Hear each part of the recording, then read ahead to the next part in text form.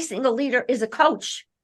And those that understand what do coaches do? Anybody? What's the one thing that we're known for? Winning? No, just kidding. I'm kidding. That's a different kind of coach. That's a sports coach. Okay.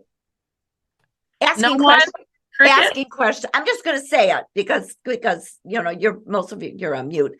Asking questions. So leaders, what we need to do is understand the differences in generations. And I'm going to tell you how you can, because I'm going to tell you, I have a little list that I did some research before our call on the different, and I'm going to tell you how you can get that list when we get, further down into the conversation. Building trust, ask questions. I don't know about you, but my entire career as a coach is that people who come to me don't feel heard. They feel invisible. They don't feel respected. So how can we stop that?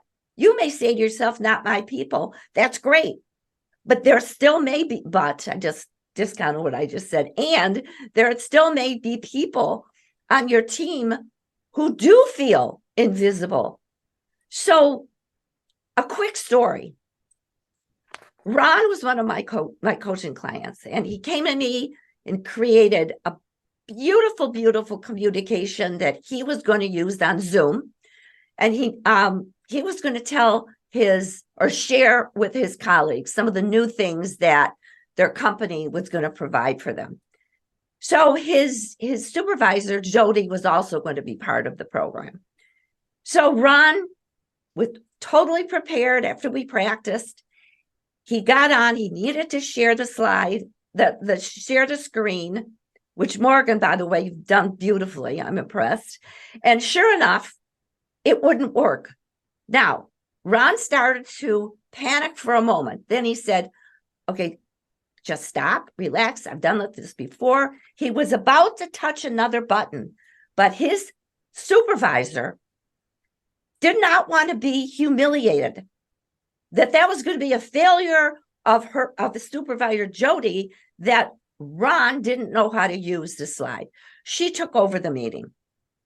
So Jody did not know how to empower Ron to let him try it. And he would have said, hey, Jody, could you help me?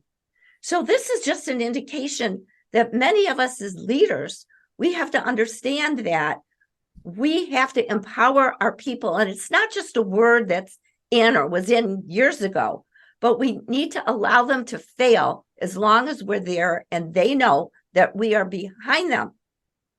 We need to stop telling people things because you've got this fancy title after your name and you tell. Well, you wonder why people don't open up at meetings. The minute we start asking curiosity questions, it just changes everything. Hey, share what you're thinking right now. How do you feel about what we're saying right now? I noticed that you haven't mentioned anything in the meeting. I really want your input.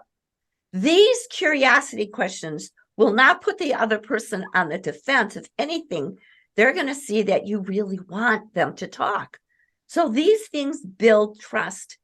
When we show the other person that we care about them, that's all it takes.